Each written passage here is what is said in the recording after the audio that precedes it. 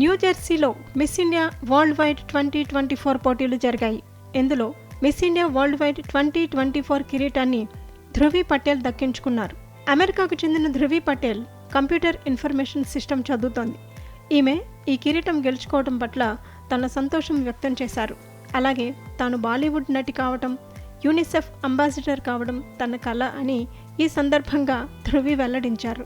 న్యూజెర్సీలోని ఎడిసన్లో కిరీటం బహూకరణ తర్వాత miss India world wide టైటిల్ని అందుకోవటాన్ని ఎంతో అపురూపమైన గౌరవంగా భావిస్తున్నానని, కిరీటం కన్నా ఇది చాలా ఎక్కువ అని, ఇది నా విలువను అలాగే ప్రపంచవ్యాప్తంగా ఇతరులకు స్ఫూర్తిగా నిలిచే అవకాశాన్ని అందించింది అని ధృవి అన్నారు.